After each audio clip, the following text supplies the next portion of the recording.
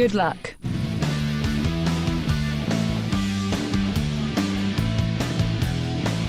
Welcome back to Ocala Talks as we wrap up hour number 2 of the show.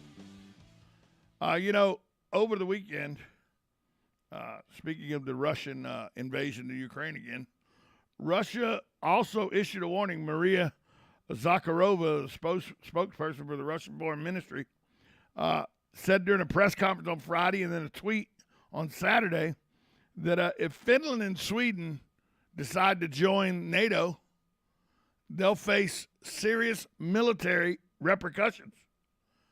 So the Russians are now threatening other countries, not just former Soviet bloc countries, but other Western countries that were not part of the Soviet bloc, that if you join NATO, we may invade you.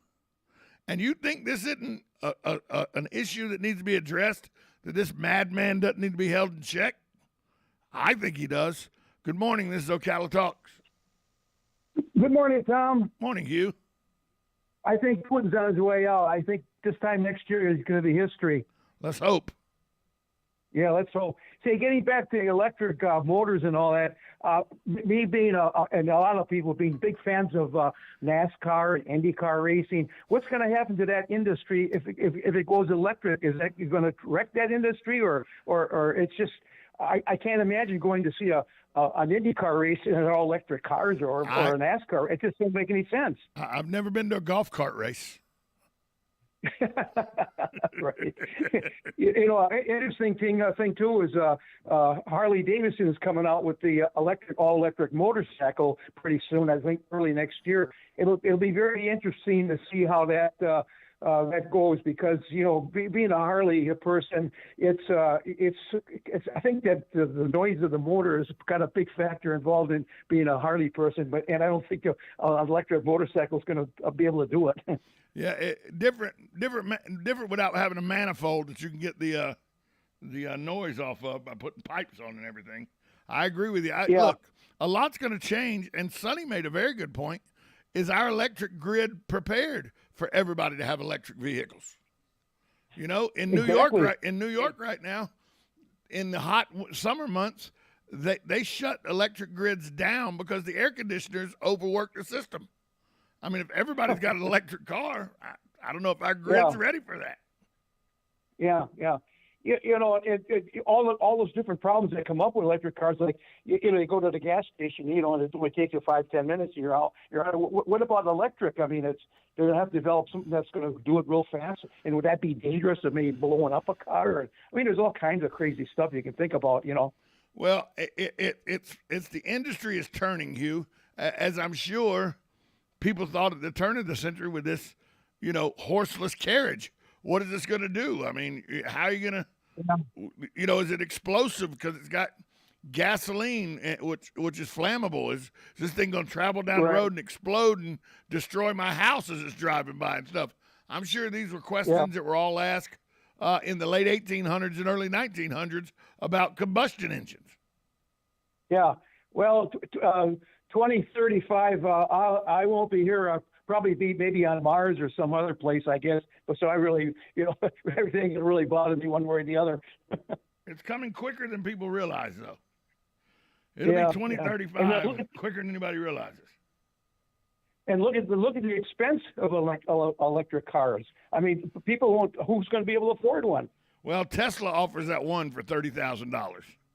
They got the one, so And the Volt, Volt by GM is not that expensive, so they're going to make them. But you're right, the hybrid F-150 is like $65,000, $70,000.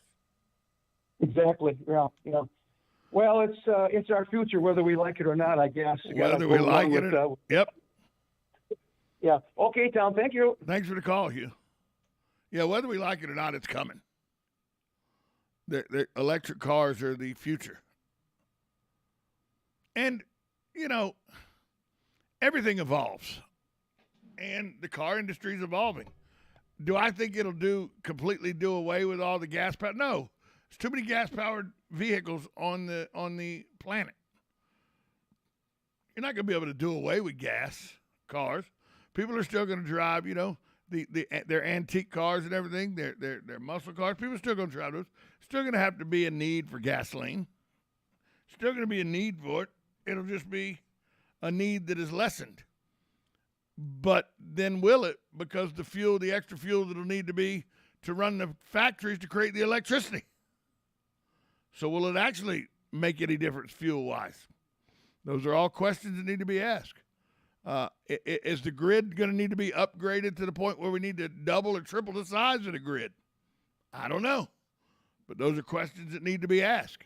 And the electric car companies are not, the manufacturers are not quick to offer any kind of understanding or idea of whether the grid's going to have to be doubled or whether it's going to have to be tripled, whether it can support it where it's at the pace it's at. Because when you talk about one electric car in every household, there are the estimate of the census, there's 380 million people that live in the country. Household-wise, the census thinks that there's about 170 million households. That's a lot of cars. That's a lot of cars to add to a grid to see whether it can take the power demand or not. We'll see. We'll take a break, come back. Hour number 3 of the show just around the corner. You're listening to Ocala Talks on WOCA, The Source.